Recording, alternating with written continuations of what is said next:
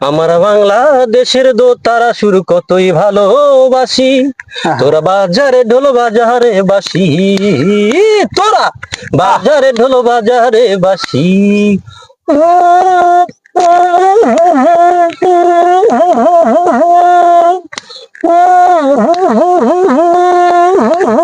Hello guys, আসসালামু আলাইকুম। আমরা আসছি আজকে আপনাদের কাছে এমন এক ব্যক্তির কাছে আমরা নিয়ে যাবো আজকে আপনাদের।